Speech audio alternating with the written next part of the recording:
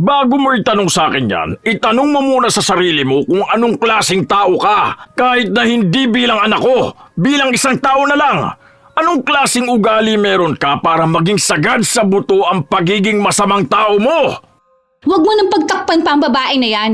Kahit naman anong sabihin ko, hindi mo ako paniniwalaan. Okay, sige. Aalis ako at sasama ako kay Mami.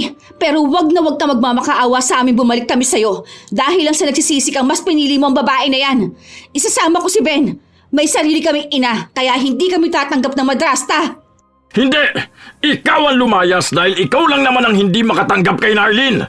Hindi ko naman hiniling sa iyong kalimutan mo ang mami mo bilang pagtanggap na si Narlene na ang bago kong asawa. Ikaw ang wag sana magsisi sa mga desisyon na gagawin mo. Wag ka sana magmakaawa sa akin para lang tanggapin kita. Lalo na kapag nalaman mo kung anong tunay na ugali ng mami mo. Mahirap pumasok sa isang relasyon kapag may anak na ang iyong magiging kapareha. Kahit tanggap mo ang kanyang nakaraan, maaaring hadlang pa rin ang hindi pagtanggap ng anak. Lalo na kung umaasa pa rin itong mabubuo ang dati nilang pamilya.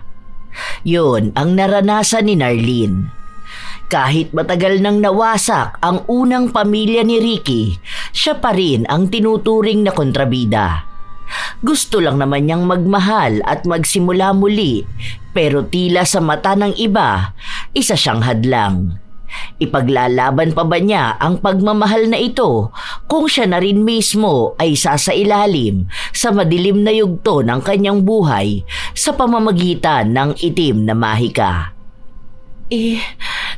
Sigurado ka ba na okay lang sa mga anak mo na dito ako tumira? Alam naman natin na ayaw nila sa akin, di ba? Lalo na yung panganay mo. Hindi naman din ako nagmamadali eh. Pwede pa naman nating bigyan ng oras sa mga bata na maintindihan ang relasyon natin. Hindi ko rin naman nahayaan na mag-isa ka mamuhay. Nakausap ko na sila at alam nila na lilipat ka na rito. Mamaya lang uuwi na ang mga bata. Ipapaliwanag ko sa kanila ulit ang sitwasyon natin. Nag-aalala kasi ako. Baka maging pangit din ang tingin sa'yo ng mga anak mo. Kahit nahiwalay na kayo ng asawa mo, hinihintay pa rin nila na mabuo kayo. Umaasa sila, kaya alam ko na hindi talaga nila ako matatanggap. Isa pa, lilipat lang naman ako ng boarding house eh. May makakasama naman ako doon. 3 kami sa isang bahay. Kahit na, mas lalo lang akong mag-aalala. Saka dagdag pa yan sa gastos mo. Mas maganda kung dito ka na sa bahay. Magiging mag-asawa na rin naman tayo. Ang dami lang kasing tumatakbo sa utak ko. Ayoko ng gulo sa bahay niyo. Lalo na ayoko malayo sa iyo ang loob ng mga bata. Magtiwala ka lang sa mga plano ko, ha? Huwag ka na mag-isip ng kung ano-ano pa.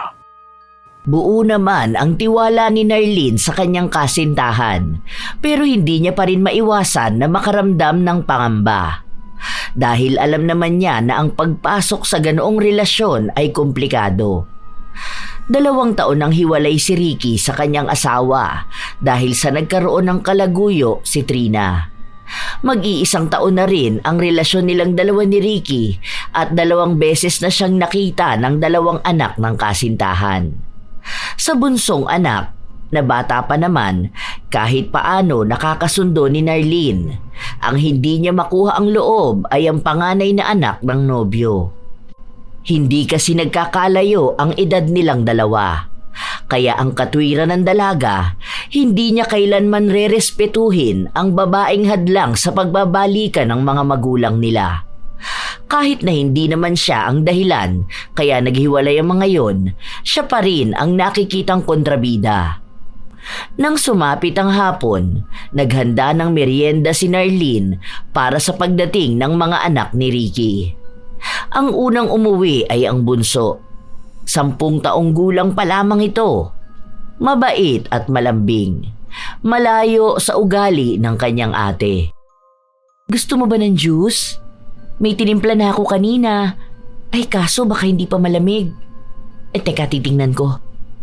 Habang naglalakad papunta sa kusina si Narlene, biglang dumating si Phoebe. Anong ginagawa ng kabit sa bahay namin? Teka, bakit may mga gamit dyan? Ano yung mga basura na yan? Mga gamit ko yan. Dito na ako titira. Oo nga pala, may merienda dyan. Kain ka na. Andoon sa sala si Bane. Gusto mo ba na kuhanan na kita? Ano? Bakit dito ka titira? Nasaan ba si Daddy? Hindi ako papayag. Ayokong tumira sa bahay na tong kabit niya. Mas lalo nilang bababuyin tong bahay na pinaghirapan ng mga magulang ko eh. Iisang babae lang pwede rito at yon ay ang mami ko. Hindi kahit sino, lalong hindi ikaw. Hindi ako kabit ng daddy mo. Matagal na silang hiwalay bago pa naging kami. At hindi sila magkakabalikan ng dahil lang sa'yo. Masyado ka kasing papansin eh. Ano, ang laking pera na ba ang nakukuha mo sa daddy ko? Alam mo, Narlene, bata ka pa. Ilang taon ka na ba ulit? 28, no? Tapos 12 years tanda ni Daddy. Kahit na sinong makakita ng relasyon ninyo, alam na agad ang habol mo. Gold digger ka. Kaya utang na loob, maraming mas mayaman pa sa Daddy ko. Iwan mo na siya para magkaroon kami ng buong pamilya. Hindi ako papayag na magkaroon ng madrasa na gaya mo. Hindi ko pineperahan ng daddy nyo. Mahal ko si Ricky.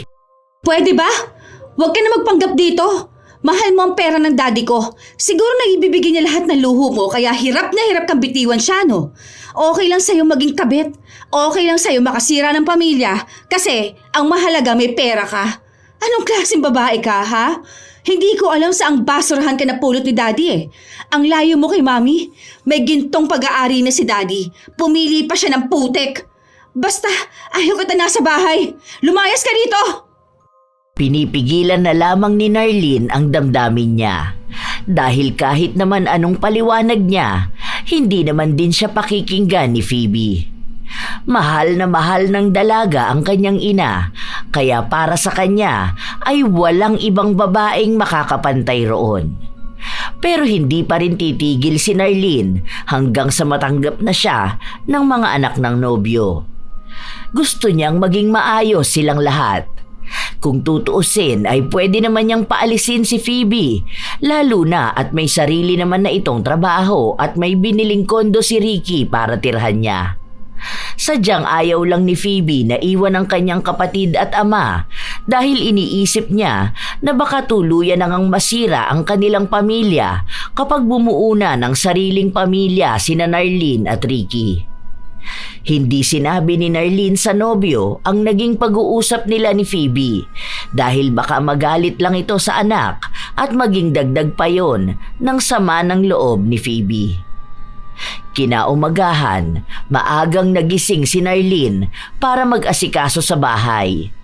Nagluto siya ng almusal at babaunin ng mga bata at ni Ricky. Kasabay nun ay ang maaga ring paggising ni Phoebe.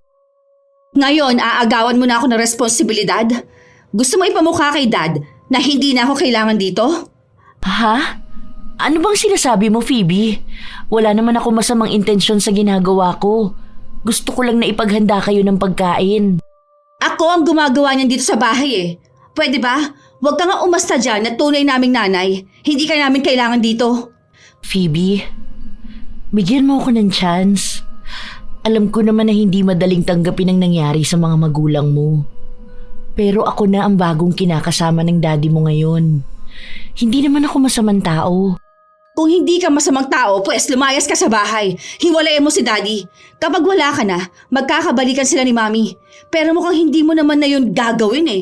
Dahil kinakarir mo na ang pagiging asawa ni Dad. Ang lakas talaga ng loob ng mga kabit, ano? Hindi ako kabit. Yan naman ang palagi ninyong sinasabi, di ba? Wala namang kabit na inamin nga kabit sila. Kasal ang mga magulang ko kaya anong tawag sa'yo? Hindi ka naman pwedeng asawa dahil ibang iniharap sa simbahan. So, saan ka lulugar ha? Ayoko makipagtalo sa'yo. Gusto ko maging tahimik ang bahay na ito. Ipinangako ko rin kay Ricky na mamahalin ko ang mga anak niya na parang tunay ko ring anak. Sus! Alam na talagang linyahan, ano? Hindi ako magtataka kung bakit kuhang-kuha mo si Dad. Ang amo rin kasi ng mukha mo eh. Madaling paniwalaan ang mga kasinungalingan mo. Basta, ito ang tatandaan mo. Huwag ko lang na malalaman na sinasaktan o minamaltrato mo ang kapatid ko. Dahil ako ang makakalaban mo. Tabi nga dyan, magluluto ako. Hindi na, ako na dyan. Ginagawa ko na rin naman eh. Tinatapos ko lang pakuluan ng karne. Ako na nga, di ba? Ang kulit mo naman. Doon ka na! Masyado kang pabida sa daddy ko. Para kunwari isa kang huwarang ina. Nag-agawan ang dalawa sa kasirolang nakasalang sa kalan. Nang sandaling hawiin ni Narlene si Phoebe, hindi niya rin sinasadya na masagi ang kasirola, kaya nahulog ito at ang tubig na kumukulo ay natapon sa paa ni Phoebe. Nagsisigaw sa sakit ang dalaga na siyang dahilan para magising ang kanyang kapatid at ama. Anong nangyari sa'yo, anak? Halika, dadaling kita sa ospital. Tinapon sa akin ng babae niya ng tubig dahil naiinis siya sa akin. Dad, natatakot na ako. Paano kung gawin niya rin to kay Bane? Ha? Wala akong ginagawa. Hindi ko sinasadyang matabig ang kasirola. Hindi ko naman sasadya inasaktan kayo. Sinungaling ka talaga! Dad, ano? Ha? Sa kanya ka pa rin ba maniniwala? Nalaplos na ang paa ko. Ang sakit po. Aray ko! Daddy! Ang sakit po! Mahal, dito ka na lang muna para may kasama si Bane. Dadaling ko lang sa ospital si Phoebe. No, Dad!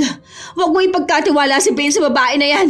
Baka kung ano pang gawin niya sa kapatid ko Kung ako nga nagawa niya saktan paano pa ang batang walang kalaban-laban? Kawawang kapatid ko. Hindi nakinig si Ricky. Binuhat niya ang kanyang anak para dalhin sa ospital.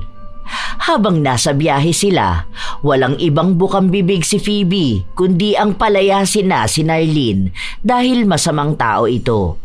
At hayaan na lang na bumalik ang kanilang ina dahil wala pa ring tatalo sa pagmamahal at pag-aaruga ng tunay na ina. Pero walang kibo si Ricky dahil alam niya na ilang beses na ring kinakausap ng dati niyang asawa si Phoebe para magpatulong na makabalik ito sa bahay. Pero wala na siyang plano pang ibalik ang pagsasama nilang ilang beses na rin namang nasira. Pagkarating nila sa ospital, agad na ginamot si Phoebe. Ang sabi ng doktor, baka mga 2 weeks ka muna magpapahinga. Mag-resign ka na lang sa trabaho mo. Hindi pwede. Ang ganda na ng trabaho na nakuha ko Buwisit kasing babaeng yon. Kung hindi naman dahil sa kanya, hindi ako magkakaganito. Nasira niya pa kutis ko. Wala talagang magandang dulot ang babae na yun sa pamilya natin. Ilang beses ko ba sasabihin sa'yo na huwag mong gaganyanin si Narlene? Galangin mo naman siya. Kung hindi mo pa matanggap na siya na magiging bago kong asawa, sana naman bigyan mo siya ng respeto. Respeto? Tingin niyo po ba dapat nirerespeto ang kabit? Ikaw lang po nagpapakabulag sa babae na yun Ang pera mo lang ang habol niya sa'yo. Kahit nga sina Lola, ayaw sa babae na yun. Kahit na kanino mo siya ipagtanggol, alam na ng lahat ang tunay niyang pagkatao. Isa siyang kabit, mapanira ng pamilya at gold digger. Hindi mo pa kilala si Narlene kaya wag mo siyang uhusgahan ng ganyan. Kaya ako nga siya pinatira sa bahay dahil gusto kong mas matanggap niyo siya. Hindi na kami magkakabalikan ng mami niyo. Hindi ko na siya mahal at hindi na magiging masaya ang pamilya natin kapag bumalik siya. Hindi po ako naniniwala. Alam kong mahal ninyo pa si Mami, pero nalalasa na ang utak ninyo ng babae na yon. Una pa lang, duda na ako sa kanya. Walang 28 years old na gusto maging stepdaughter ang 22 years old. Pera niyo ang mahal niya, hindi ikaw. Hindi ang pamilya natin. Patutunayan ka sa inyo na maling pinili niyo siya. Ngayon pa nga lang Ito na ang ginawa niya sa akin. Paano pa ako nagtagal pa rito sa bahay yan? Mas madali niya kami masasaktan. Hinayaan na lamang ni Ricky ang anak na magsalita. Naiintindihan naman ni Ricky ang galit na pinanggagalingan ng kanyang anak. Simula pa nung bata ito, malapit na talaga sa ina. Kaya siya ang pinaka naapektuhan noong naghiwalay sila ng asawa. Hindi rin sinabi ni Ricky ang panloloko ni Trina sa kanya dahil kahit nagalit siya rito, ayaw niyang pumangit ang imahe nito sa kanilang mga anak. Pero naniniwala rin siya na darating ang araw na matatanggap ni Phoebe ang relasyon nila ni Narlene. Umalis na nga sa trabaho ang dalaga dahil hindi niya kayang lumakad ng maayos. Madalas lang siyang nasa bahay kasama si Narlene na siyang nag-aalaga sa kanya. Phoebe, heto na ang pagkain mo. Tapos mamaya tawagin mo ko kapag tapos ka na maligo. Para maayos ko yung paa mo, malagyan ko ng gamot. Ilalapag ko na lang dito sa mesa mo ang pagkain mo, ha? Akin na rito. Ilalapit ko na lang ba dyan ang lamesa mo? Tanga ka ba? Di ba sabi ko akin na rito ang pagkain ko? Ano ba yan? Ang bagal mo naman. Sigurado ka bang malinis to? Baka mamaya may lason to, ha? Para mawala na ako sa landas mo at nang wala na ring pipigil sa mga plano mo. Hindi ako ganong klaseng tao. Pwe! Ano ba itong pagkain na to? Bakit ang alat? Gusto mo talaga ako magkasakit, ano? Ang pangit ng lasa. Ayoko nito. Bakit mo naman tinapon? Ano bang pakialam mo, ha? Pera mo ba ang pinambili ng pagkain na yan? Linisan mo na yan. Baka lang gamin ako dito sa kwarto. Ayusin mo pagbibigay sa akin ng pagkain, ha? Gusto ko yung masarap ang pagkakaluto. Wala ka talaga sa mami ko. Hindi na kumibo si Narlene. Yumuko siya para pulutin ang pagkain na ikinalat ni Phoebe. Habang nakayuko si Narlene, ipinatong naman ng dalaga ang paa nito sa kanyang ulo. Sinisipa-sipa pa siya nito. Oh, magreklamo ka ba? Sige, magalit ka sa akin ngayon. Ipakita mo ang tunay mong ugali. Nakakabastos lang kasi ang ginagawa mo. Hindi mo dapat pinapatungan ng paa mo ang ulo ng sino man. Pagrespeto na lang yun sa tao. Wala akong respeto sa'yo. Hindi ka kasi dapat nirerespeto. Bilisan mo na nga, nagugutom na ako eh. Bilis! Bilis! Pagsilbihan mo ako, alipin! Sana naman sa susunod, matuto ka namang makiusap sa isang tao. Kahit wag mo na ako tingnan bilang bagong ilaw ng tahanan na to. Sana naman makita mo ko bilang isang tao. Ano? Gusto mo pang magdrama dyan? Wala akong pakialam kung natatakpakan ko ang pagkatao mo. Ganun naman talaga mga basahan, di ba? Inaapak-apakan lang. Hindi ka naman tao sa mata ko eh. Dahil isa kang dyablo na mapanira ng pamilya. Kaya hindi mo ako madadaan sa mga paawa mong ganyan. Dahil kung ang daddy ko nadala mo sa ganyan, ibahin mo ko. Hindi lahat sa bahay na ito mauuto mo. Sige na! Ikuha mo na ako ng pagkain ko. Taga-silbi ka lang naman dito eh. Kumirot ang dibdib ni Narlene sa mga salitang iyon na narinig niya. Sa unang pagkakataon, nakaramdam siya na nanliliit siya sa kanyang sarili.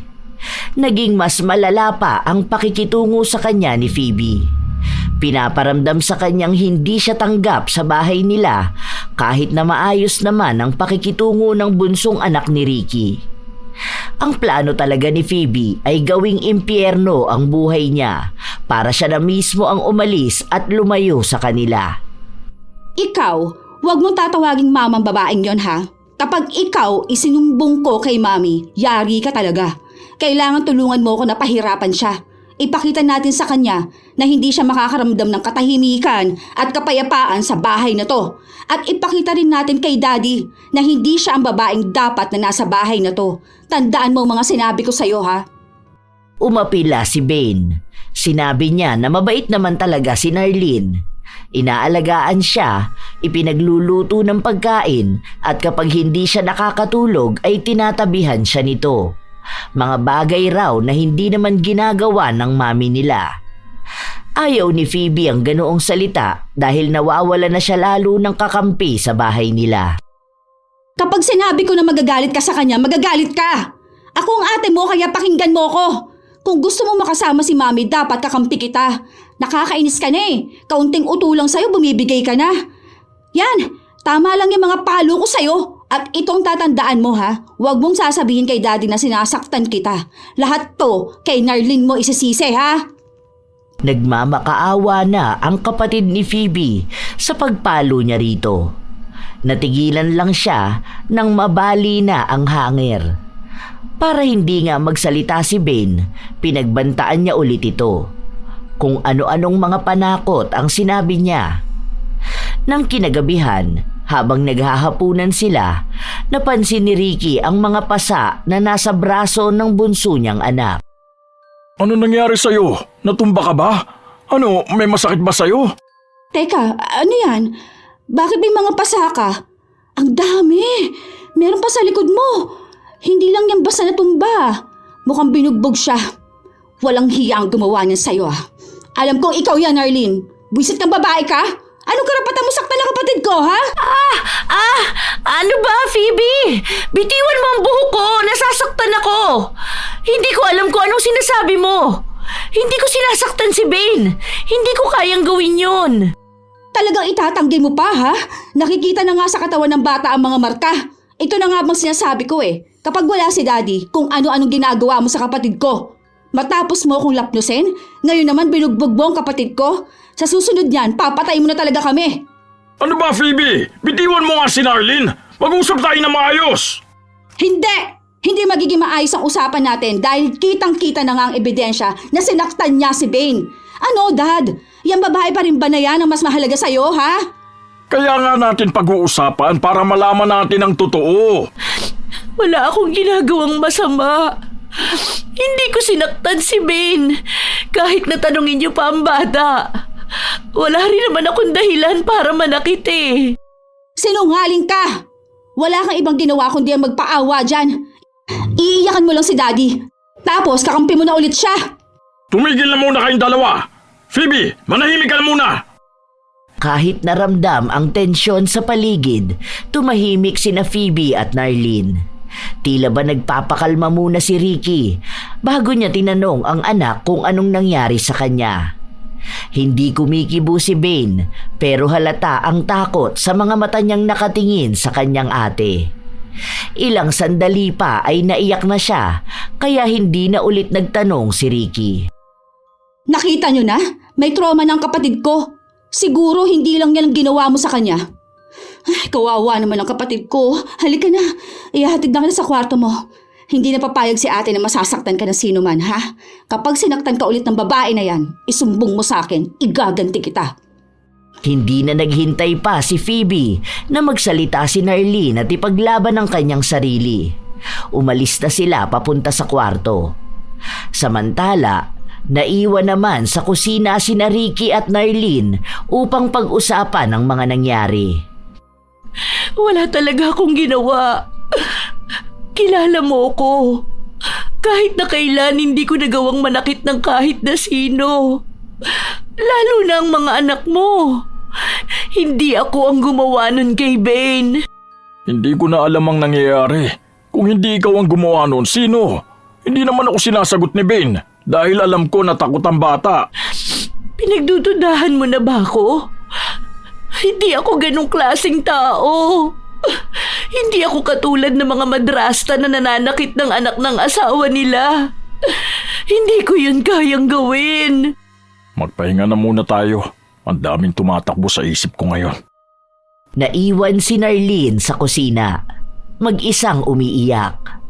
Hindi na niya kinakaya ang stress ng pananatili niya sa loob ng bahay na yon at ang pakikisama kay Phoebe. Halos isang buwan na rin silang nakatira sa iisang bahay at walang araw na hindi siya nahihirapan. Pero iisa lang ang gusto niyang patunayan, na mahal niya si Ricky kaya handa niyang tiisin ang lahat. Habang umiiyak si Narlene, naglilinis din siya ng kusina. Ang daming pagkain na nasayang dahil hindi sila masyadong nakakain lahat. Ilang sandali pa, dumating si Phoebe. Ano? Hindi mo na ba kaya? Kung may awa ka pa sa sarili mo, umalis ka na ngayon na. Kaunting kahihiyan na lang din. Hindi ako aalis. At talagang antigas ng mukha mo? Ano ba bang kailangan kong gawin para lumayas ka rito, ha? Gusto mo ba na si Dad ba mismo kumaladkad sa'yo palabas ng bahay? Mas nakakahiya ang ganon. Alam nating dalawa na hindi ako ang gumawa nun kay Bane. Kahit natanungin natin siya, hindi niya ako ituturo dahil alam ng bata kung paano ko siya pakitunguhan ng maayos. Wow! So, ako ang gumawa nun, ha? Ano ako? Nababalo na para ganunin ang kapatid ko? Mag-isip ka rin naman, Narlene. Gusto mo pang magsinungaling ang bata para lang maitago yung kamalian na ginawa mo? Lalabas din naman ang totoo. Isa lang ang alam ko, Phoebe. Kahit na anong mangyari, hindi ako aalis sa bahay na ito. Mahal ko ang daddy mo at patutunayan ko sa inyo na karapat dapat ako para sa kanya. Matigas ka talaga, no? Sige, maglaro ka ng tanga-tangahan, Arlene. Pero isa lang din ang gusto kong tandaan mo. Kahit na kailan, hindi kita tatanggapin. Babalik sa dati ang pamilya namin at mawawala ka rin sa landas namin. Pahihirapan kita hanggang sa ikaw na mismo ang kusang umalis at lumayo. Ilang araw pa ang lumipas, walang nagbago sa buhay ni Narlene. Naging mas impyerno palalo ang bahay dahil sa mga ginagawa ni Phoebe. Kahit na magaling na si Phoebe, hindi pa rin siya naghahanap ng trabaho dahil gusto niyang bigyan ng panahon ang pagpapahirap niya kay Narlene. Ano ba naman tong paglalaba mo sa damit ko? Pati ba naman to hindi mo kaya, ha? Huwag mo na maibato sa mukha ko. Ano bang problema? Maayos naman yan ah. Ha, maayos pa lang sa'yo ang ganyan, ha? Tignan mo, may mga mancha na hindi ko alam kung saan galing. Alam mo bang bigay sa akin ni Mami ang damit na yan, ha? Tapos dudumihan mo lang, wala kang pakinabang sa bahay. Uulitin ko na lang, Labhan. Ano pa bang ipapaulit mo? Isusunod ko na to pagkatapos kong laban ang mga damit ni Bane. Lahat yan! Ayusin mo! Gusto ko mas mabango! Huwag kang gagamit ng washing machine, ha? Kukusutin mo lahat yan! Ha? Hindi naman yan marumi lahat. Mabango rin naman itong mga nilaban ko. Isa pa, hindi ko pwedeng gamitin ang washing machine.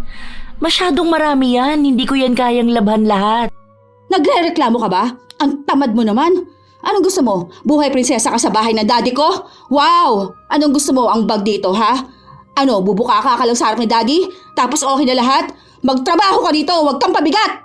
Marami akong ginawa sa bahay. Hindi ko na kailangan isa-isahin lahat sa'yo. Dahil nakikita mo naman eh. Aba, natural kailangan mo yung gawin. Hindi ba gusto mo maging mother figure? Maging nanay-nanayan dito? And then, ayan, maging katulong ka. Mas bagay kasi yan sa'yo kaysa maging mami namin. Bilisan mo na dyan. Pagtapos na ipagtimpla mo ako ng juice, ha? Hindi sinunod ni Narlene si Phoebe. Kinuha niya lang ang isang damit na ibinato kanina sa mukha niya at iyon ang nilabhan. Matapos nun ay naglinis pa siya ng bahay. Hindi nawawala ng kalat dahil panay ang pagtatapon ng kung ano-ano ni Phoebe.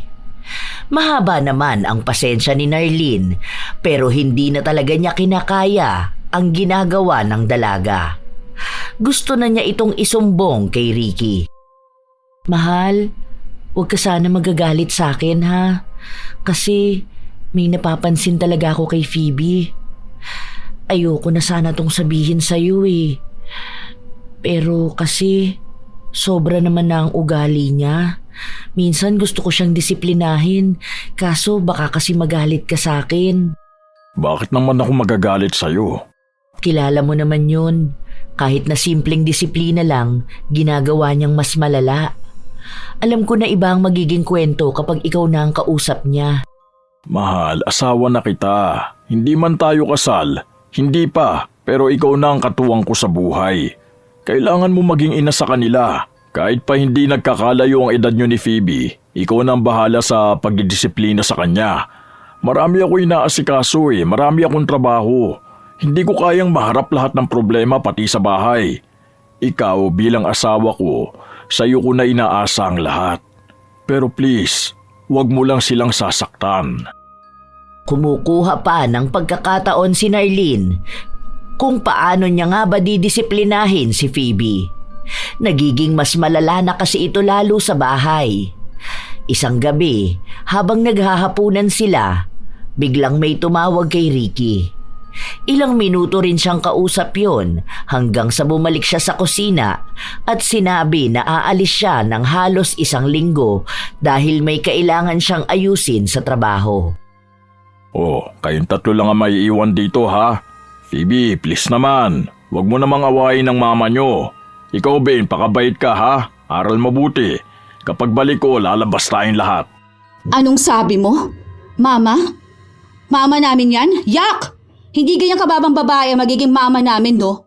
Iisa lang ang mama namin at si Mami yun. Trina ang pangalan niya, hindi Chip na Narlene. Oh, hindi pa ako umaalis, ganyan ka na. Mahal, sana masabaan mo pa ang pasensya mo sa kanila ha. Naniniwala ako na kaya mo silang alagaan. Ikaw na ang bahala sa kanila. Oo naman, mahal. Magiging maayos lahat dito sa bahay. Oo nga pala Phoebe. Ikaw na ang maghugas ng plato ngayong gabi ha. Tutulungan ko mag-impake ang daddy nyo. Ano? Inuutusan mo ba ako? At bakit hindi? Bilang isang anak, dapat marunong ka sumunod sa magulang mo. Kaunti lang naman ang huhugasan mo eh. Ganap na ganap ka ngayon sa harapan ni Daddy ha? Hindi ko yung gagawin. Wala kang karapatan na utusan ako. Gawin mo na lang, Phoebe. Hindi ka naman mamamatay kung susunod ka sa utos sa'yo eh. Simula ngayon, dapat masanay na kayo na tawaging mama si Narlene. Ayokong maririnig na tatawagin niyo lang siya sa pangalan niya. Bilang respeto yun sa kanya. Grabe, hindi ko tanggap to. Hindi ako papayag na ganito na lang talaga ang pamilya natin. Nababalo ka na sa babae na yan, Dad. Sundin mo na lang kung anong inuutos niya sa'yo. Pakiramdam ni Phoebe na wala na siya ng kakampi sa bahay nila. Tuluyan na ngang nakuha ni Narlene ang kanyang ama at ang kanyang kapatid. Kahit na anong pagalit ni Phoebe kay Bane, tanggap na nito ang bago niyang ina-inahan. Kahit nagigil na sa galit si Phoebe, sinunod niya pa rin ang utos ng paghuhugas ng plato dahil nagalit na sa kanya ang ama. Pinaparinig niya talaga ang pagdadabog niya para maramdaman ni Narlene ang mas malalim na galit na nararamdaman niya. Samantala, si Narlene naman ay nag-aalala sa mga nangyayari. Alam niyang babawi sa kanya si Phoebe, lalo na kapag wala ang ama nito. Mas madaling magagawa ng dalaga ang mga gusto niyang gawin. Mahal, nakatulala ka naman dyan. Ano bang iniisip mo? Nag-aalala ka ba sa pag-alis ko? Oo, lalo na sa mangyayari sa amin ni Phoebe. Alam kong napahiya siya sa pag-uutos ko sa kanya, tapos nagalit ka pa nung ayaw niyang sumunod. Baka naman magalit ang anak mo sa'yo. Alam mo naman na ayaw ko mangyari yun, di ba? Baka sa halip na lumapit ang loob nila sa akin, lalong lumayo. Si Bane, di ba mahal na mahal ka na rin niya? Si Phoebe kasi matanda na, kaya iniisip niya na dapat mas mataas o mas angat ang desisyon niya. Tama lang din naman na ipinakita mo sa kanya kung sino ka na ba sa pamilyang ito. Yun na nga ang kinakatakot ko eh. Baka mas lalo niya akong makita na kalaban. Naririnig ko pa naman minsan na nag-uusap sila ng mami niya. Nagsusumbong siya ng mga ginagawa ko rito sa bahay. Wala naman ang magagawa ang mami nila eh. Dahil nagdesisyon naman na akong tuluyang makipaghiwalay. Hindi natin maaalis sa kanya na kausapin ng mami niya. Pero balang araw, malalaman niya rin kung bakit ikaw ang pinili ko. Makikita niya rin ang halaga mo. At maiintindihan niya rin kung bakit hindi na kami pwede pang magkabalikan ng mami niya. Sorry mahal ah, kailangan mo pang pagdaanan to. Pagkaalis pa lang ni Ricky, lumabas na ang mas malalang ugali ni Phoebe. Kahit nautusan siya ni Narlene, hindi niya ito sinusunod. Isang beses, pinapasok niya sa bahay nila ang kanyang ina at sinabi na doon na siya matulog hanggat hindi pa nakakauwi ang kanilang ama. Dahil sa ginawa niyang yun, kinausap siya ni Narlene. Nakakabastos lang kasi ang ginawa mo. Alam mo nga ako na ang bagong asawa ng daddy mo, di ba? Wala namang problema sa akin na magpunta siya rito at dalawin kayo ng kapatid mo. Dahil totoo naman ang sinabi mo na siya ang tunay niyong ina. Pero yung dito mo siya patutulugin at gusto mo pa na sa kwarto namin ng daddy mo, ay parang sobra naman na yun. Tapos ginagawa niyo pa akong katulong dito sa bahay. Excuse me, kwarto nila Daddy. Kanila yon bago ka dumating. Sa kwarto na yon kami nabuo ni Bane. Kaya huwag kang mag-inarte, okay? Hindi ka tunay na asawa ni Daddy. Isa ka lang magpilit na maging madrasta. Pero sorry ka, dahil nandito pa si Mami. Kaya habang buhay ka pa rin magiging kabit. Lumipat ka ng higaan. Marami naman dyan pwede mong pwestuhan, no? Gusto mo sa bahay ng aso. Tutal, doon ka naman nababagay. Kahit na anong gawin mo, ako na ang asawa ng daddy mo. May karapatan na rin ako magdesisyon kung sino ang patutuloyin ko sa bahay na ito. Hanggang gabi lang ang mami niyo rito, pero hindi siya pwedeng matulog sa kahit saang kwarto rito. Ayokong istorbohin ng daddy mo, pero alam natin kapag sinabi ko to sa kanya, kahit gaano kahalaga ang trabaho niya, iiwan niya yun. Sana naman maintindihan mo ang mga nangyayari. Hindi kasi Bane na 10 taong gulang. May sarili kang isip. Kaya intindihin mo kung anong sinasabi ko sa'yo. Matapang ka na talaga, ano? Dahil alam mong lahat ng sasabihin mo paniniwalaan ni Daddy? Ginaganito mo na lang ang mami ko. Ha, ikaw ang walang respeto. Saka mo sabihin sa akin yan kapag alam mo kung ano ba ang respeto. Ayoko maging masamang madrasta, kaya pilit kitang iniintindi. Pero sana gamitin mo rin ang utak mo para himayin kung ano na ba ang bagong buhay ng daddy mo. Kung gusto mong makasama ang mami mo, pwede ka namang sumama sa kanya. Hindi kita pinipigilan. Pinapalayas mo ba ako sa bahay ng daddy ko? Kung yan ang pagkakaintindi mo. Makakabawi rin ako sa mga ginagawa mo sa akin ito. Tandaan mo to, Narlene. Makikita rin kitang maghihirap at kapag nangyari yon, ako nang magiging pinakamasayang tao sa mundo. Hindi lang palabas sa paghihirap mo ang gusto ko makita. Pati na rin ang pagkasira mo ng bait. Habang nakikitang bumabalik si Daddy kay Mami at nagiging masaya na ulit ang pamilya namin, hindi kita kailanman kaaawaan. Hindi ko naman hihilingin na kaawaan mo ko. Dahil ngayon, mas napagtatanto kong mas nakakaawa ka. Dahil hindi ka napalaki ng maayos ng pinagmamalaki mong ina. Sana nga, huwag ka magsisi sa mga desisyong pinaglalaban mo. Lalo na kapag nalaman mo ang katotohanan kung bakit talaga naghiwalay ang mga magulang mo. Ayaw nang magsalita pa ni Narlene dahil baka makapagsalita siya ng mga bagay na hindi niya na dapat pang sabihin.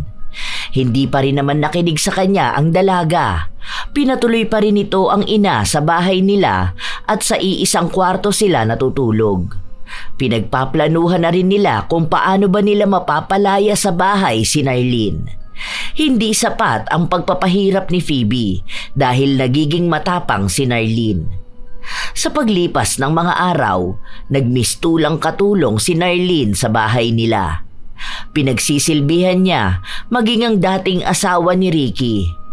Naging mas magulo pa ang buhay nang dumating ito.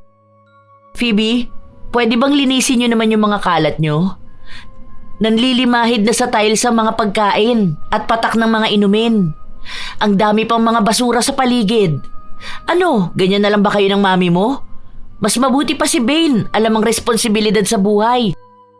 Natigilan sa pagsasalita si Narlene matapos siyang sampalin ni Trina.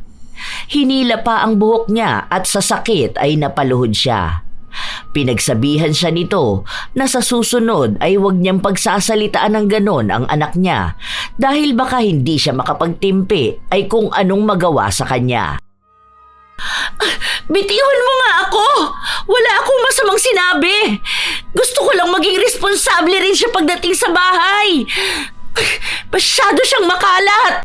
At talagang mas matapang ka pa sa mami ko? Hindi ka talaga nakikinig, no? Hindi siguro sapat ang isang sampal. Ayan, dagdagan ko pa. Ano bang problema niyo? Maayos naman ako nakikipag-usap sa inyong dalawa! Wala si Daddy kaya hindi ka makakapagdrama, okay? Wala kang kakampi sa bahay na to. Imposible namang kampihan ka ni Bane, di ba? Kaya ayan, tama lang na maging panlampaso ka sa sahig dahil dyan ka nababagay. Isa ka lang basahan! Pinagtulungan ni Trina at Phoebe si Narlene. Inilalampaso ang mukha niya sa sahig at pinagsisiparin siya. Nanlaban si Narlene pero higit na mas malakas ang dalawa kaya wala na siyang nagawa kundi ang umiyak. Ilang sandali pa, hindi nila inaasahan na biglang dumating si Ricky. Walang hiya kayo? Anong ginagawa niyo kay Narlene? Itigil niyo yan! Ano ba, Trina? Daddy, mabuti na lang dumating ka. Alam mo ba na binabastos ng babae na yan si Mami? Dad, ipagtanggol mo naman kami. Ipagtanggol? Nakita ko mismo ang ginawa niyo kay Narlene. Isa pa, anong ginagawa ng babae niyan dito, ha? Hindi ba sinabi ko nang wag na yan makakatapak pa ulit sa pamamahay ko? Dad, bahay din ni Mami to. Dapat ang paalisin mo ay yung sampid na babae na yan. Ayaw namin ni Bane na magkaroon ng madrasta. Ang gusto namin yung tunay na ina. Please naman, Dad, pakinggan mo naman kami mga anak mo. Kung gusto mong makasama ang mami mo, lumayas ka rito kasama niya. Wala kang karapatan saktan si Narlene. Lumayas kayo rito! Mahal, kumalma ka na muna. Hindi ako kakalma. Hindi ako papayag na sasaktan kanila ng ganyan. Ikaw naman, Phoebe.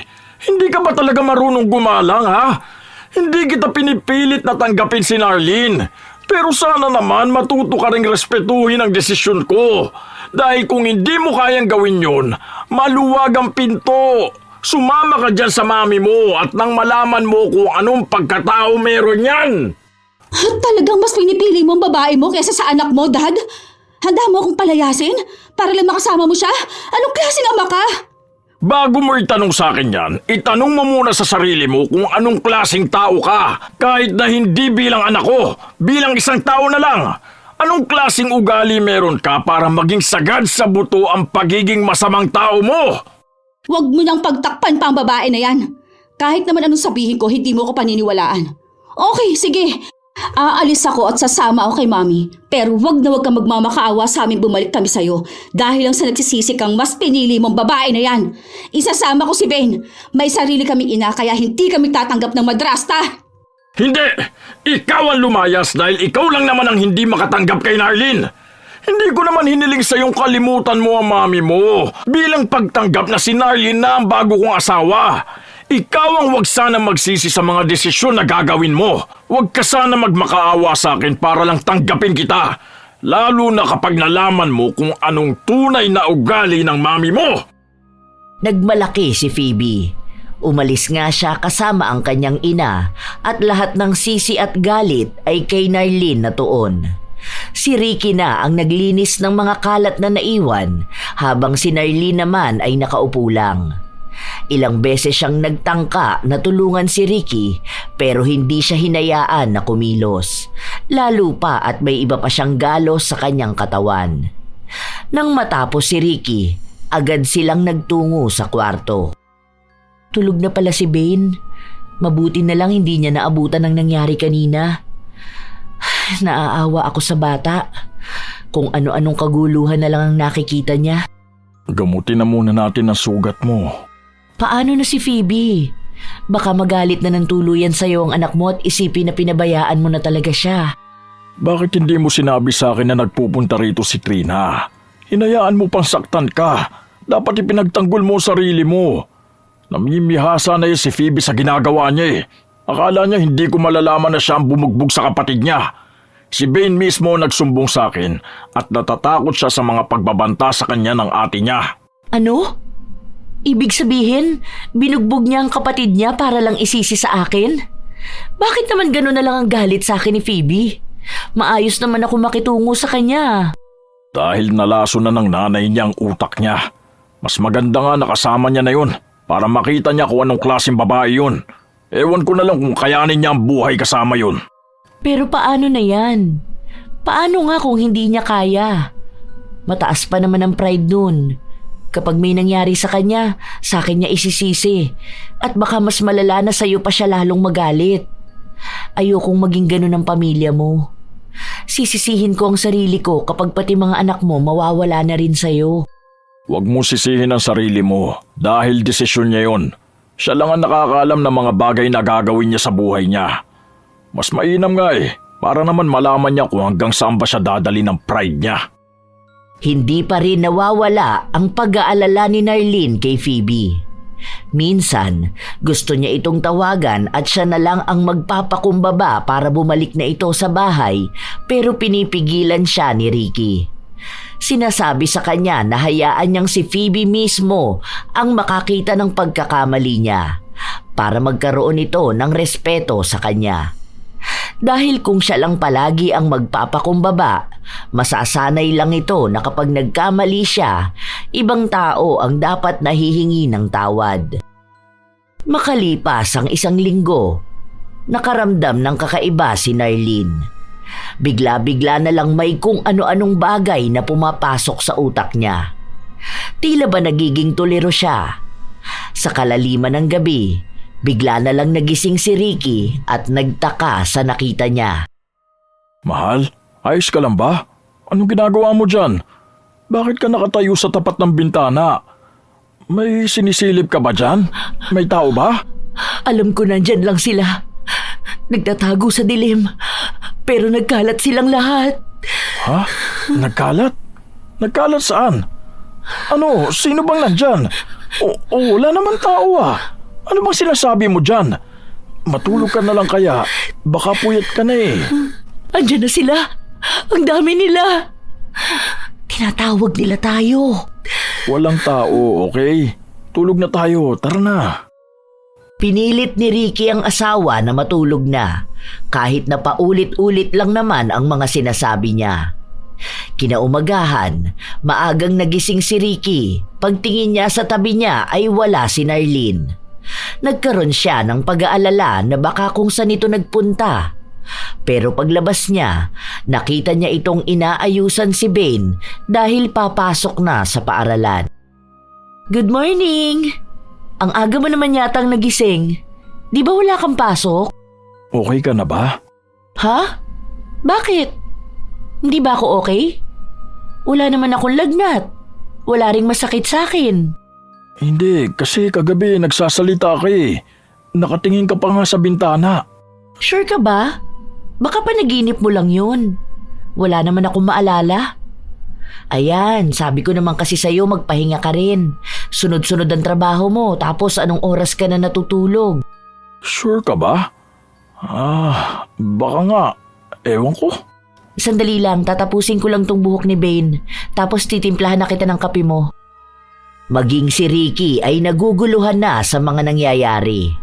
Alam niyang hindi yun panaginip.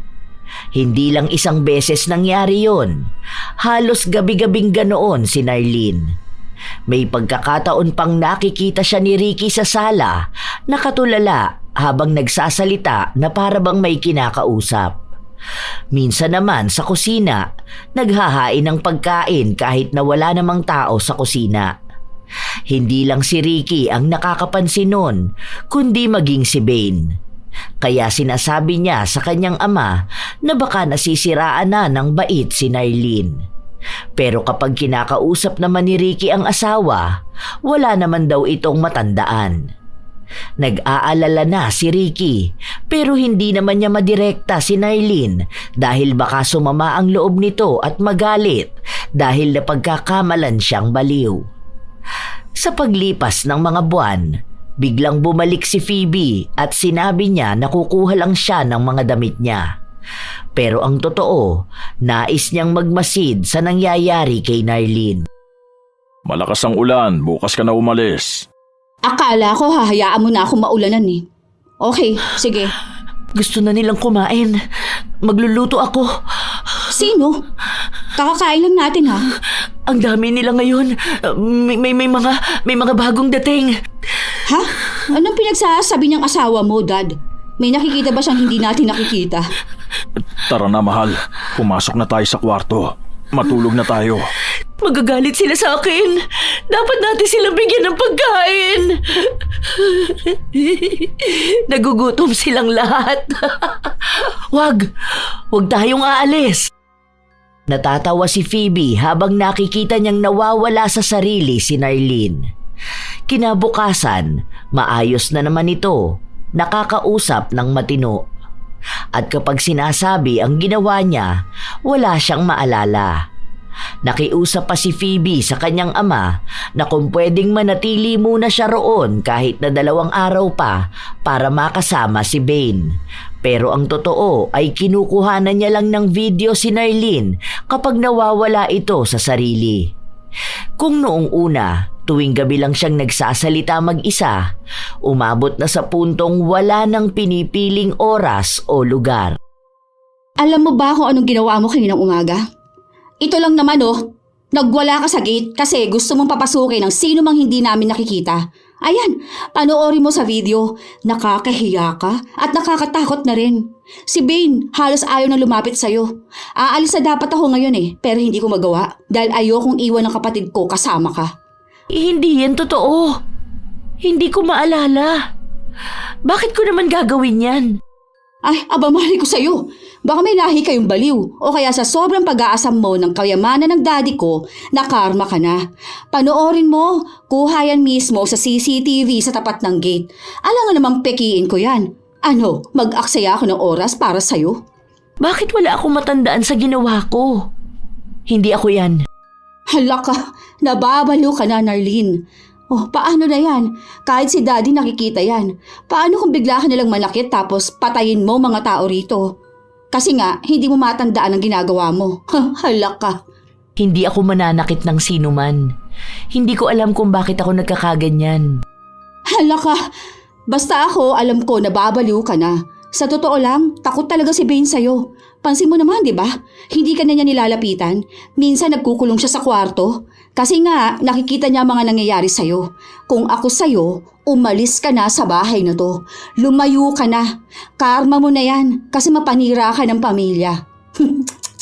Wala pa namang atang luna sa kabaliwan kapag karma ang naningil. Gulong-gulo na ang utak ni Narlene dahil hindi lang naman si Phoebe ang nagpatunay na may ganoon siyang ginagawa. Sa paglipas pa ng mga araw, mas lumalala ang nangyayari kay Narlene. Minsan ay lumalabas pa ito ng bahay at sumisigaw at paminsan-minsan pa ay nagwawala. May mga kapitbahay na silang nagsusumbong kay Ricky dahil natatakot na rin sila sa maaaring magawa ni Narlene. Lalo na may mga bata rin sa paligid. Sa mga nangyayari, nakakaramdam ng tuwa si Phoebe dahil alam niyang nagtagumpay na siya. Kaunti na lang ay mapapalayas ng kanyang ama si Narlene. At kapag nangyari yon, makakabalik na ang kanyang ina. Dad, ano pong balak nyo? Dalhin nyo na ang babae nyo sa mental hospital. Nakakahiya na po eh.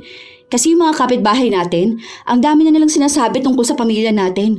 Bakit po ba hindi ninyo mabitiwan ng babae na yun? Baliw na siya, Dad.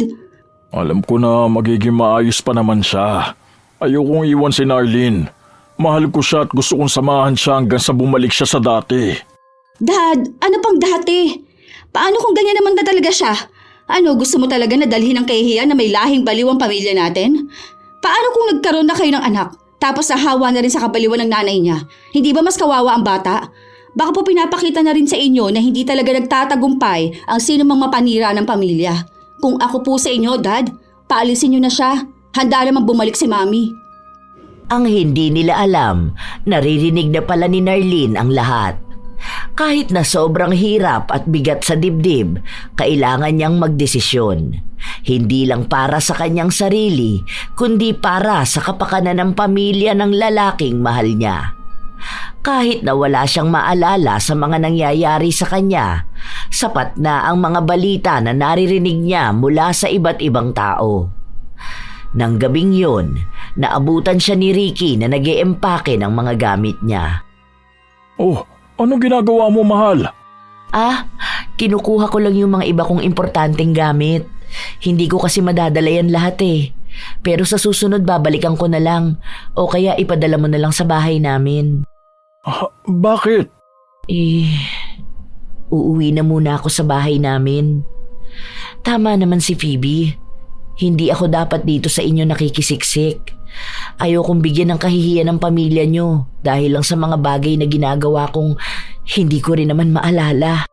Hindi naman kita pinapaalis. Di ba sasamahan natin ang isa't isa kahit na anong mangyari? Mahal na mahal kita. Mahal na mahal din kita. Hindi naman matitigil yun eh. Hindi din naman mawawala ang pagmamahal ko para sa pamilya mo. Pero hindi pwedeng ganito ako palagi. Hindi na maganda para sa mga anak mo. Sila ang magsasakripisyo sa maaaring kahihiyan na bitbit ko dahil dito sa kabaliwan ko. Please, huwag kang umalis. Tutulungan kitang gumaling. Gagawa tayo ng paraan para gumaling ka. Hindi ako papayag na mag-isa kang haharap sa problemang yan. Magkakampi tayo. Magkasama tayo. Napilit ni Ricky si Narlene na manatili sa bahay. Sinigurado sa kanya na magiging maayos din ang lahat.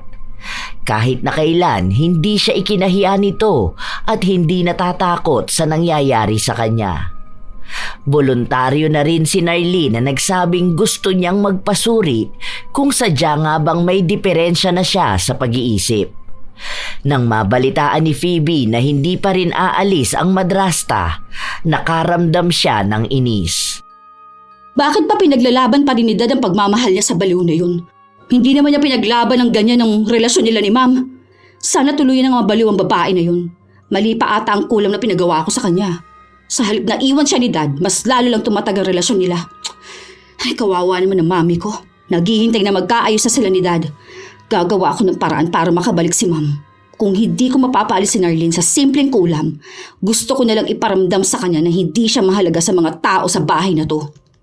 Nagsimula na si Phoebe na gumawa ng plano habang ang kanyang ama naman ay pilit na tinutulungan si Narlene. Pero kahit na anong pagpapagamot ni Narlene, hindi naman siya gumagaling. Mas lalo pa nga siyang lumalala kaya kinakailangan siyang magkulong sa loob ng kwarto para hindi siya makagawa ng kahihiyan sa labas. Dad, may nahanap na ako work. Paano si Bane dito sa bahay? Siguro naman ayaw mo rin siyang ipaubaya sa baliw niya madrasta, no? May kinakausap na akong pwede magbantay kay Bane. Kukuha ko ng yaya. Nakausap ko siya. Ang sabi niya, miss na niya si Mami. Talagang matigas ang puso mo, Dad. Hindi mo na kami pakikinggan? Para saan pa na gusto rin naman talaga ni Mami na maalagaan kami? Okay, sige. Hindi ko na ipipilit na magkabalikan kayo. Pero bigyan mo naman siya ng pagkakataon na magpakananay sa amin. Huwag mong ipaubaya kung kani-kanino si Bane. Mas maganda kung si Mami na lang. Kahit magbumukha pang siyang ibang tao sa bahay na to dahil ang babae mong tinatabihan mo gabi-gabi. Nag-usap na sina Ricky at Narlene tungkol sa sinabi ni Phoebe. Noong una, ayaw ni Ricky dahil baka kung anong maramdaman ni Narlene, pero ito na mismo ang nagsabi na tama naman si Phoebe. Mas maganda kung ang tunay nilang ina ang mag-aalaga sa kanila. Kahit naman anong gawin nila, ay may karapatan pa rin si Trina para alagaan ang mga bata. Kinabukasan nun, bumalik si Trina sa bahay pero sa ibang kwarto siya nanunuluyan. Paminsan-minsan ay lumalabas si Narlene ng kwarto pero hindi siya masyadong nagtatagal dahil natatakot siya na baka mawala na naman siya sa sarili. May merienda pala akong ginawa. Kuha na lang kayo sa kusina. May nakatabi na rin para kay Bane. Pakibigay na lang mamaya kapag nakauwi na siya. Hindi ka ba nasasaktan sa mga nangyayari sa bahay na to, ha, Narlene? Andito na si Mami, oh. Nagkikita sila ni Dad. Minsan nakakapag-usap tungkol sa aming mga anak nila. Gusto mo ba talaga na maging komplikado na lang ang lahat sa buhay namin? Wala ka talagang balak na umalis, ha? Masaya ako na nakakasama niyo ang mami niyo. Pero hindi pa rin maaalis ang katotohanan na hiwalay na sila ng daddy mo. Ayoko na makipagtalo pa sa'yo. Hanggang kailan ka sisiksik sa pamilya namin, ha? Manawa ka naman sa ganito. Umalis ka na lang at doon ka sa malayo magpakabaliw. Hindi na nakipagtalo pa si Narlene. Agad siyang pumasok sa loob ng kwarto at doon siya naging mas emosyonal. Hindi siya makakatakas sa sakit, lalo na kung palagi niyang nakikita si Trina. At minsan nakikita niya na magkausap sila ni Ricky. Mukhang sa panay-isip niya ng mga ganong bagay, mas nagiging malala pa ang nararamdaman niyang kabaliwan. Kahit nasa loob siya ng kwarto, doon naman siya nagsisisigaw at nagsasalita sa mga nilalang na siya lang ang nakakakita. Tumagal ng 2 araw na sunod-sunod na hindi siya naging matino. Yun ang pinakamatagal na nangyari sa kanya. Kumakalma lang siya kahit na paano kapag kasama niya si Ricky. Ang ingay na naman ng babae na yun. Rinig na rinig ang boses niya hanggang dito sa sala. Hindi ba napapagod si Daddy na mag-alaga ng baliw? Dapat siyang kinakadena eh. Teka, bakit maingay din sa room ni Mami? May kausap kaya siya dun? Nagtungo ang dalaga sa kwarto ng ina. Inilapit niya ang tenga sa pinto. Naririnig niya ang halinghingan na tila ba may kinikiliti. Kumatok siya at ilang sandali lang bumukas yun. Pero isang lalaki na hindi niya kilala ang bumungad sa kanya. Nagtaka siya pero nagalit lang sa kanya ang ina. Pinakikialaman daw ang ginagawa niya. Ilang araw pa ang lumipas kung sino-sinong lalaki na rin ang pumapasok sa bahay nila at diretso lang yon sa kwarto ng ina. Sa inis ni Phoebe, kinumpronta niya ang ina at sinabi lang sa kanya na nagpapakasaya lang naman siya katulad ni Ricky. Kung si Ricky daw ay pwedeng magkaroon ng babae sa bahay, dapat siya rin pwedeng magkaroon ng lalaki. Mami, Kaya nga po bumalik ka rito para maayos ang relasyon ninyo ni Daddy. Hindi para maghanap ng iba't ibang lalaki. Ginagawa niyong hotel ang bahay eh. Ano po ba yan? Kaya nga gumagawa ako ng paraan para maghiwalay sila ni Narlene. Simula ngayon, wala na kayong kakausapin na ibang lalaki. Dapat makuha ninyo ulit si Daddy para maging buo ang pamilya natin. Nagalit ang kanyang ina at sinabihan siya na huwag siyang pakialaman sa mga ginagawa niya. Hindi pa rin nakinig si Trina sa anak. Hindi na rin alam ni Phoebe ang dapat na gawin dahil kapag nalaman ng ama na nagpapapasok ng ibang tao sa bahay nila, magagalit ito sa kanila, lalo na sa ina. Magiging dahilan pa yon para lalong hindi sila magkabalikan. Kay Narlene na isinisisi ni Phoebe ang lahat ng gulo at problema sa bahay nila. Dahil daw simula nang magpunta ito sa kanila, nagdala lang siya ng kamalasan. Habang tumatagal na nakakasama ni Phoebe ang ina, doon niya nakikita kung gaano ba ito kagulo. Hindi ito nag-aasikaso sa bahay at kahit na si Bane ay hindi na rin inaasikaso. Hindi katulad sa ginagawa noon ni Narlene. Nagigising ng maaga para paghandaan sila ng pagkain. Kapag may sakit siya, inaalagaan siya kahit na palagi niya itong pinapahirapan. Ayaw niyang ikumpara ang ina sa madrasta pero lumalabas na mas higit nga si Narlene sa pagiging isang ina. Pero ayaw tanggapin ni Phoebe ang katotohanan na yun. Isang hapon, umuwi ang dalaga galing sa trabaho niya nang marinig niyang may kaguluhang nangyayari sa loob ng kwarto ni Bane. Agad siyang napatakbo roon. Naabutan niya si Narlene at Trina na nagtatalo sa loob ng kwarto habang si Bane naman ay umiiyak. Ano bang ginagawa mo rito, baliw ka? Ano, sinaktan mo ba ang kapatid ko? Tapos balak mo rin saktan ng mami ko? Wala akong ginagawang masama. Niligtas ko lang si Bane dahil muntik na siyang gahasain ng lalaking kasama ng mami mo. Mabuti na lang narinig ko ang bata. Baka kung ano pa nangyari sa kanya. Mukha namang walang pakialam ang mami niyo dahil mas nagalit pa siya kay Bane sa halip na sa lalaki. Pinapairal mo na naman ang kabaliwan mo. Ano, gagawa ka na naman ng kasinungalingan para lang mapalaya si mami? Kasi natatakot ka na pwede na ulit sila magkabalikan ni Daddy? Alam ko naman na ganyan ka mag-isip eh. Dahil hindi na nga gumagana yung dispalenghado mong utak. Hindi ako nagkakamali sa nakita ko. Iniligtas ko lang si Bane. Umapila si Trina at sinabi na sinasaktan ni Narlene ang bata kaya siya nagpunta sa kwarto nito. Hindi totoo na nagpapasok siya ng ibang lalaki dahil ayaw na niyang gawin yun kasi nakapag-usap na sila ni Ricky na aayusin ang pamilya nila. Hindi lang yon matanggap ni Narlene kaya nagwawala siya sa bahay at nais na saktan si Bane bilang ganti. Dahil mas kapani-paniwala ang sinabi ni Trina, siya ang pinaniwalaan ni Phoebe. Nakita mo na? Nakukuha mo pa talaga magsinungaling. Baliw kang babae ka. Baliw! Nagsasabi ako ng totoo! Hindi ako baliw! Baliw ka! Kaya dapat doon ka sa mental hospital dahil doon nababagay ang gaya mo. Hindi. Hindi yan totoo. Ah! Nandiyan na naman yung mga boses na bumubulong sa utak ko. Hindi ako baliw. Hindi ako nababaliw. Hindi. Hindi ako nababaliw. Hidahampas ni Narlene ang ulo niya. Kasabay naman noon ay ang 3 malakas na sampal na inabot niya kay Phoebe. Galit na galit ito sa kanya at kasama rin si Trina na sinaktan siya. Matapos noon, kinaladkad nila si Phoebe papunta sa kulungan ng aso at doon siya ikinulong. Ayan, diyan ka nababagay. Kainin mo mga natira-tirang pagkain dito sa bahay. Total baliw ka naman at mapanira ng pamilya, kaya diyan ka. Mas masahol ka pa sa hayop. Kahit magwala at magsisigaw ka dyan, wala namang makakarinig. Hintayin mo na lang si Daddy umuwi bukas para siya maglabas sa'yo sa kulungan na yan. Nagtawanan sina Phoebe at Trina habang nakikita nila si Narlene sa loob ng kulungan ng aso. Nang tumawag si Ricky sa bahay nila para alamin ang kalagayan ni Narlene, Nagsabi lang si Phoebe na natutulog na ito. Payapa na ang gabi ng dalaga dahil nagawa na rin niya ang matagal niyang nais gawin sa madrasta at naniniwala siya sa ina na magkakabalikan na nga sila ni Ricky.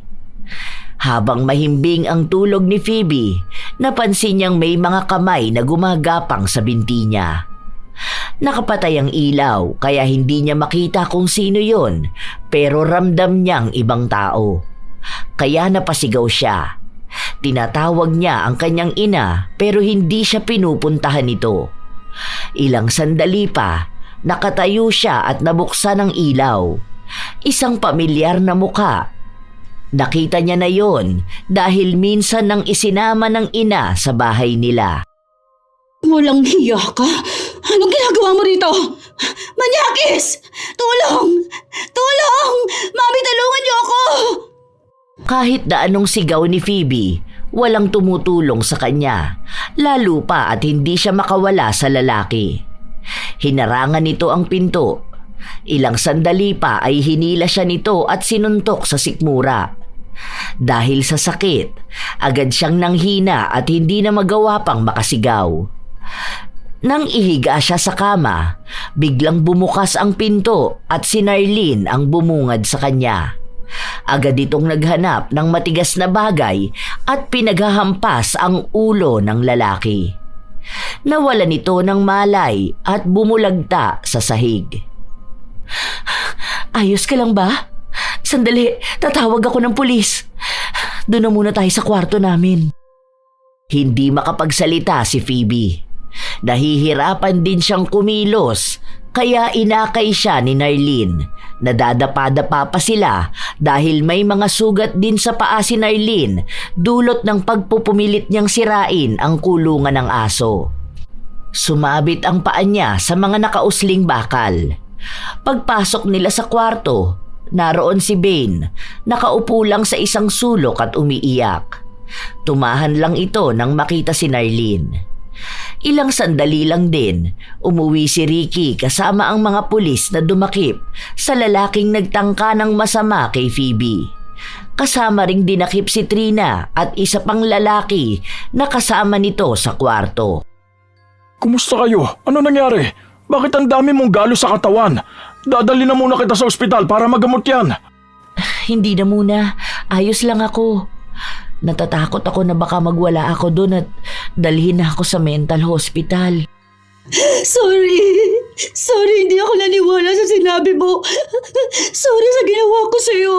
Sorry. Hindi na natigil pa si Phoebe sa pag-iyak dahil sa pagsisisi niya sa nagawa niya. Kung hindi dahil kay Narlene, maaaring napagsamantalahan na siya ng lalaking mismong ang ina niya ang nagpapasok sa bahay. Pareha silang magkapatid nagkaroon ng trauma, kaya mas lalong pinaghigpitan ni Ricky ang seguridad ng bahay nila. Hindi pa rin nakakalabas sa kulungan ng ina ni Phoebe at ang mga kamag-anak nila panay ang tawag sa kanya para tulungan ang ina. Pero hindi pa kayang harapin ng dalaga ang ina dahil baka kung ano na namang sabihin sa kanya nito para malaso ng utak niya. Hindi pa rin gumagaling si Narlene. Palagi pa rin siyang sumisigaw at nagwawala kapag may mga boses na bumubulong sa utak niya.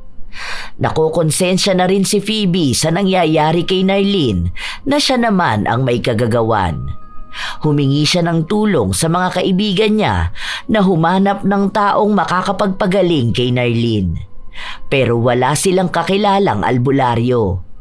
Natatakot din naman siyang lumabas kaya wala na siyang nagawa kundi ang aminin sa ama ang ginawa niya.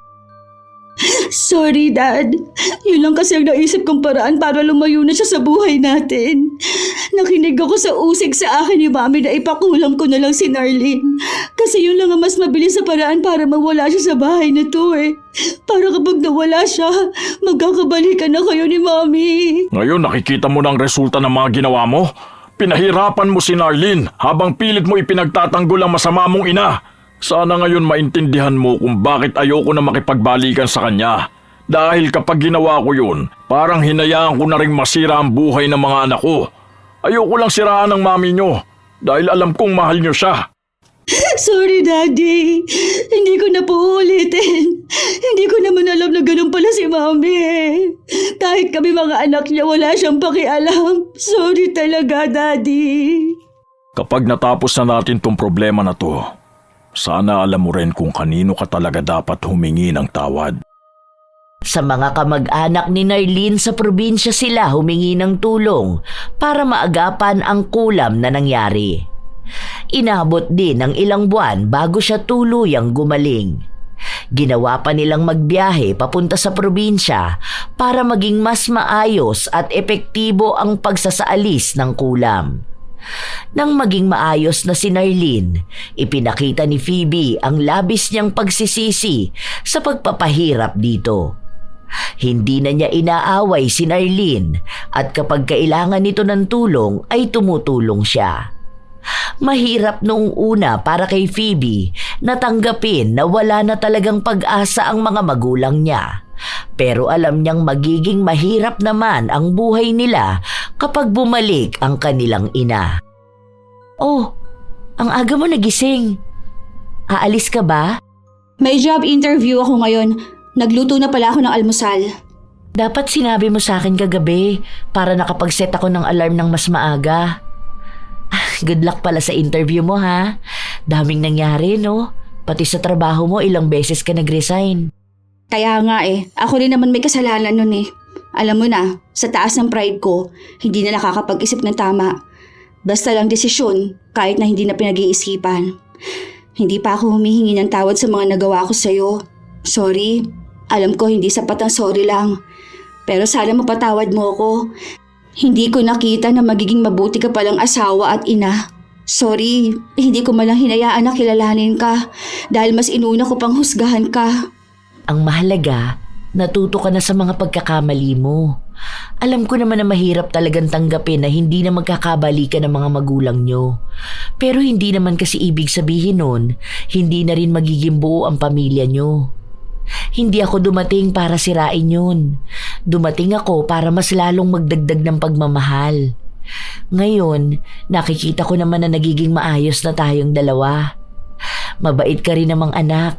Matigas lang talaga ang ulo. Naguhugas na ako ng plato ha. Nagwawalis na rin.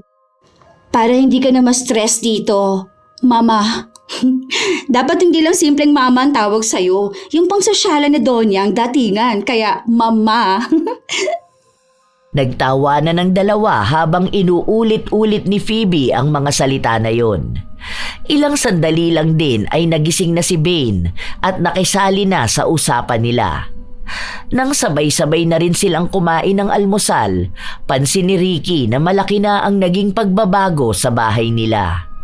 Mas magaan na ang buhay nila at napupuno na ng tawanan, hindi na panay galit at sigawan. Tanggap na ni Phoebe ang bago nilang ina habang mas pinag-iigihan palalo ni Narlene na maging mabuti. Ilang buwan pa ang lumipas, nagkaroon sila ng pagsasalo dahil isang selebrasyon para sa promotion na nakuha ni Phoebe sa trabaho niya.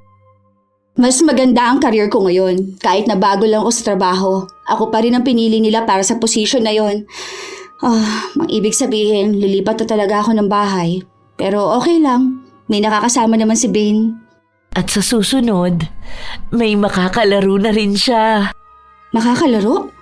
Oo, magkakaroon na siya ng kalaro dito sa bahay. Teka, buntis ka? OMG!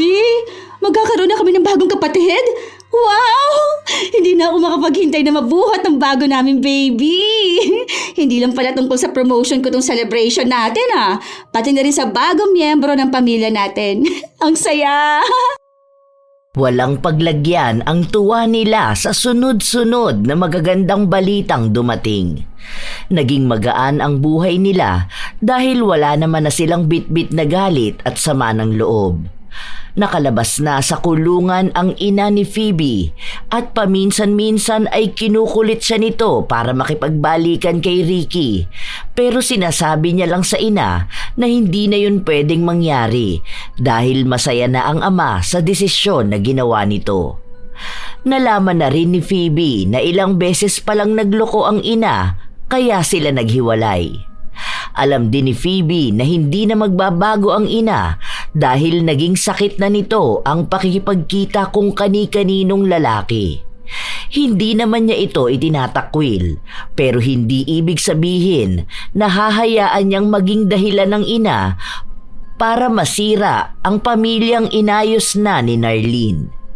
Sa paglipas ng panahon, nadagdagan pa ng 2 ang kapatid ni Phoebe. Naging mas mabuti siyang ate at ni minsan ay hindi niya pinaramdam sa mga ito na magkaiba sila ng nanay. Sadyang may mga bagay lang talagang mahirap tanggapin sa umpisa, lalo na kung usaping pamilya. Wala naman talagang tao na gustong magulo ang pamilya nila. May mga anak na pinapangarap na maging maayos ang mga magulang katulad ni Phoebe. Pero hindi naman lahat ng nais niya ay maaari pa ring mangyari kung ang kapalit naman ng buong pamilya ay ang miserableng buhay. May mga tao ring nagsisilbing bagong ina sa tahanang hindi naman nila unang binuo, katulad ni Narlene na nagpakaina para sa anak ng iba. Mahirap din para sa kanyang maging pangalawa lang sa pamilya ng minamahal, pero hindi ito naging hadlang para umayaw sa pangarap na pagmamahalan. Sa huli, respeto pa rin at pagtanggap ang siyang magbibigay ng kapayapaan sa kanilang puso, na siyang magdadala rin ng maayos na buhay para sa kanila. May mga bagay na dapat tanggaping natapos na, mga yugto ng buhay na kailangan ng pakawalan upang makapagsimula ng bago. Hindi ibig sabihin na may bago ng asawa ang isa sa mga magulang ay kabawasan na ito sa pagmamahal para sa anak, sapagkat ang pamilya ay hindi lang nasusukat sa dugo kundi sa malasakit at pag-unawa. Sa buhay, may mga bagay na hindi kontrolado tulad ng pagkakaroon ng bagong pamilya. Kaya piliing tumanggap, magmahal at bumuo ng bagong ugnayang may respeto. Hindi hadlang ang pagiging madrasta kung bukal sa puso ang intensyon. At sa panig ng anak, napakagaan sa dibdib kung pipiliing buksan ang puso at matutong kilalanin ang pagmamahal saan man ito nagmula. Shout out sa ilan sa mga masusugid at solid na tagapakinig ng mga istorya ni Lola Telang. Sydney Crosswind, Jomer Suarez, Janisa Toledo, Supladang Pasaway, Marieta Yoto, Carla, Mary Jane Rico, Ami Yong, Ilocana Vlog ng Qatar, Ellen Torres, Arabella, Razel Kimpo at Mau Punzal, Angelina Ignacio, Kevin Mapagmahal ng Taytay, Milrose Demate, Lita Alipio, Catherine Alipio, Angelo Alipio at Amor Alipio, Alma Naong, Sherna Dokot, AJ Chua ng Zambales, Hana Maylin Sesgundo at sa mga kapatid niyang si Nicole at Bombay ng San Vicente Bato, Jennifer Makasinag, Chloe Abalos, Myla Regina Gallevo. Shout out sa inyo Gerald Estacio Dakpano, Raquel Cantiveros at sa lahat ng mga taga Mindanao.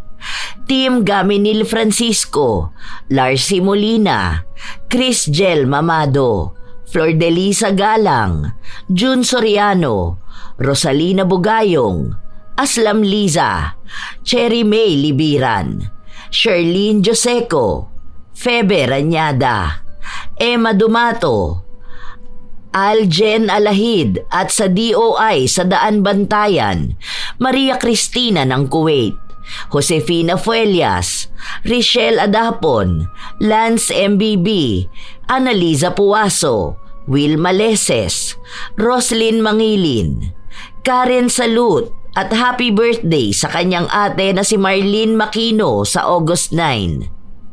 Salamat sa inyong pakikinig, Evelyn Abong Carbakil, Celestina Sigua, Jessica Rojas, Gladys de los Santos, Annaliza Malatbalat, Carmela Landayan, Hermo, Rachel Whitney, Lynn Hasigawa, Kimpoy Feliciano, Jenny Suzuki, Martina Angdasan, Lydia Lopez, Maymay Paul, Leonisa Cobo, Sally G, Jovita Camarao, Aileen, Pamela Agasang at sa kanyang ate na si Saudia Mary Marquez ng Paranaque.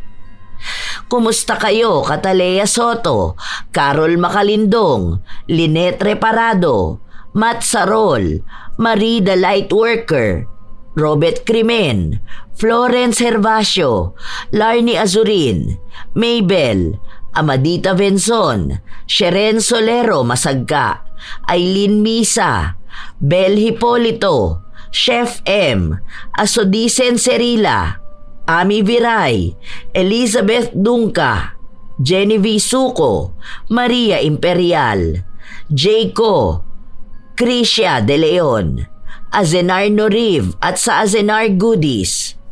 Shoutout din sa inyo, Razon Yao, Zane Axel Ranada, Yenski at sa mama niya na si Alice Monsalud at sa anak niyang si Prince Berlin Monsalud, Nancy Makasakit, Mel G. Tupal, Maris Channel 4553, Chris Lawrence Villanueva, Wilma Cruz, Jepoy Belarmino at Arvin Mating. Maraming salamat sa inyong suporta, Pureza Tagiwalo, Michelle Esperon, Glefe Plenel, Aida Paz, Noemi Kiambao at sa kanyang asawa na si Angelica Degano Talania, Widelin Moring, Filipina Palsario, Roy Lacandalo, Girly Satur at sa lahat ng taga-siling department ng Cosmo Malvar, Batangas. Advanced happy birthday daw kay Renante Cañete sa August 12 at kay Jaina Frias sa August 13. May Villar, Jasper Agustin at kay Mark Cyrus Limbo. Hazel Fiesta, Christian Gonhoran at shout out daw kay Ken Ken. Maria Therese Alimios, Maria Benitez, Nena Diones, Kathleya May Bedeo at kay Bebe Marie Dekit, Roda Bieri, Queen Orduna, Migs Contante, Mean Francisco at sa asawa niyang si Joey Cruz Valdez at sa pamangkin niyang si Luke Andrew Valdez. Carolina Silorio, Abby Ruiz, Elizabeth Hardenil, Susan Soria, Eden Likiran, Alma Naong, Esteli Reyes ng Marikina City, Anha Rose Ayeras, Carol Macalindong at sa kanyang mga kasamahan na sina Joanna Hoxon, Cecil Pasno, Jeffrey Macalindong, Carol Macalindong at Kaiselin Pasno from Cambodia Al-Ud Company, Jella Verde, Eliza Felias, Mariam Duca, Robbie de la Cruz at sa mga igting sewers, Jennifer Makasinag, Patricia Anbalugo, Tutsi Galulan, Robert Gaviola, Hira Mini, Manilin Roldan Sereno, JC Boy Gadiano, Wilfredo Bautista, Joey Ignacio, MJCS DG, Luna Luna, Rosalie Benitez, NRS Suda, Lani Capile, Gracia Balitaan, Nelbert Morales at sa Morales family at Ramos family. Ito ang inyong Lola Telang at maraming salamat sa pakikinig mga apo.